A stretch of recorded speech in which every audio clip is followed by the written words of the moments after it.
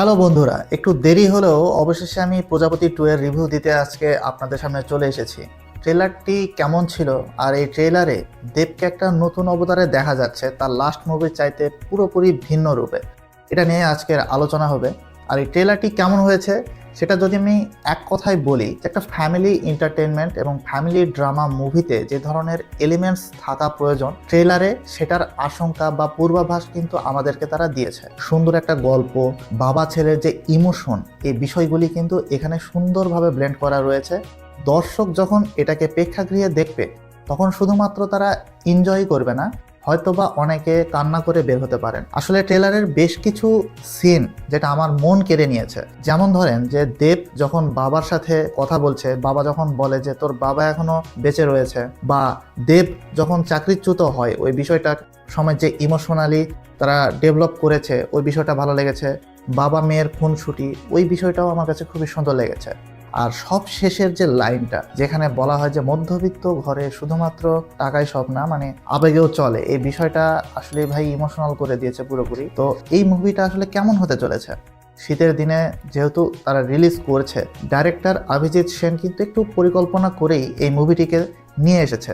সে প্রজাপতি যেরকমভাবে মেকিং করেছে, প্রজাপতি 2 তার সেকেন্ড বাচ্চাকে মনে হচ্ছে আরও যত্ন সহকারে মেক করার চেষ্টা করেছে। তো ইদিকা পলের সাথে যখন দেবের একটা গান এসেছিল তখন আমরা মনে করেছিলাম যে এখানে ইদিকা পলের একটা কোনো গুরুত্বপূর্ণ রোল থাকতে পারে, বাট আমার সেটা মনে হচ্ছে না।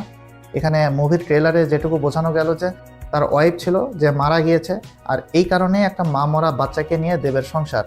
সে দ্বিতীয় বিবাহ করতে খুব একটা ইচ্ছা পোষণ করেনি। এই জায়গায় সেকেন্ড নায়িকার যে পদার্পণ, সেই জিনিসটাও খুব সুন্দরভাবে মুভিতে ঢোকানো রয়েছে, বাট অনির্বাণের কোনো ছিটাফোটা আমরা দেখতে পাইনি। হয়তোবা কোনো একটা কেমিও বা কোনো একটা সিম্পল রোল তাকে দেওয়া হয়েছে, সে এসে হয়তোবা মুভির যে কনসেপ্ট সেটাকে একটু হালকা টুইস্ট অথবা টার্ন দিয়ে দিবে, বা ক্লাইম্যাক্সেও আসতে পারে, এরকমটা হতে পারে।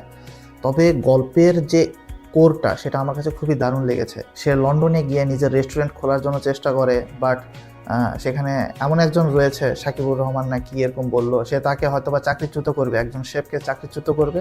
তার অ্যাসিস্ট্যান্ট অর্থাৎ সেকেন্ড নায়িকা হিসেবে যে রয়েছে সেও হয়তোবা চাকরি ছেড়ে দেবে। এবং পরবর্তীতে মিঠুন চক্রবর্তী একজন বাবা চরিত্রে ভাই কি সুন্দর তাকে মানিয়েছে। সে বলছে সে যেন একদম রাস্তা থেকে শুরু করে তার বাবার মতো, হয়তোবা নিজের সম্পত্তি সে বিক্রি করে তারা একটা ভ্রাম্যমান ভ্যানে করে তাদের খাবার বিক্রি করবে। এবং এই যুদ্ধটা মানে জীবন যুদ্ধে লোকজনদের এগিয়ে যাওয়া, বিদেশে গিয়ে আমাদের এশিয়ার যে সকল লোকজন রয়েছে যে ধরনের খাটনি করে, উপার্জন করে, নিজেদের জন্য উপার্জন করে, সব মিলিয়ে তাদের যে কষ্টের জীবন এখানে খুব সুন্দরভাবে কিন্তু দেখানো হবে। সাথে ফ্যামিলি ড্রামার যে ইমোশন, অর্থাৎ একটা বাচ্চা মেয়ে রয়েছে, তাদের দুজনের মধ্যেকার বন্ডিং, এই সকল কিছু দিয়ে মনে হচ্ছে যে গল্পে আরেকটু টুইস্ট টার্ন কিন্তু লুকানো রয়েছে। ট্রেলারে অনেক কিছু আমরা বুঝতে পারছি, বাট এখানে যদি সুন্দর সুন্দর আরও মুহূর্ত লুকিয়ে থাকে ভাই, যখন প্রেক্ষাগৃহে দর্শকরা দেখবে তখন এটার সাথে খুব সুন্দরভাবে কানেক্ট হয়ে যাবে। ওভারঅল আমার কাছে মনে হচ্ছে যে দেব তার লাস্ট মুভি যেখানে সে ডাকাত সেজেছিল, রঘু ডাকাত, এরপরে একদম ফ্রেশ লুকে একটা ফ্যামিলি ড্রামাতে সে নিজেকে খুব সুন্দরভাবে গুছিয়ে নিয়েছে।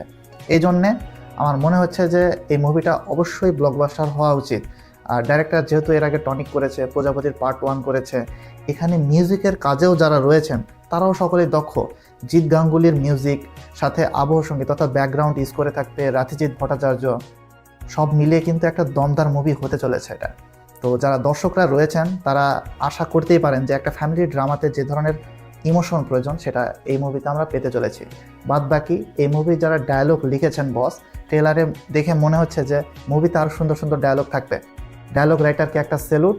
তো ওভারঅল এই ট্রেলারটি আমার কাছে এক কথায় অসাধারণ লেগেছে। যদি ফ্যামিলি ড্রামা মুভি কেউ পছন্দ করে থাকেন তার জন্য এটা অবশ্যই মাস্ট ওয়াচ। আর যারা কমার্শিয়াল মুভি পছন্দ করেন তাদের কাছে এটা খারাপ লাগবে এটা বলছি না, এটা একটা গল্প নির্ভর মুভি, একবার হয়তোবা আপনি দেখে নিতেই পারেন, কেননা এই মুভির কনসেপ্ট কিছুটা ভিন্ন এবং এটা আমাদের জীবনের সাথে একেবারে ওতপ্রোতভাবে জড়িত। তো ওভারঅল আমার কাছে ভালো লেগেছে। আপনাদের কাছে কেমন লেগেছে দেবের অভিনয়, মিঠুন চক্রবর্তীর সাথে তার কেমিস্ট্রি, এই বিষয়গুলো অবশ্যই আমার কমেন্ট বক্সে জানিয়ে দিবেন।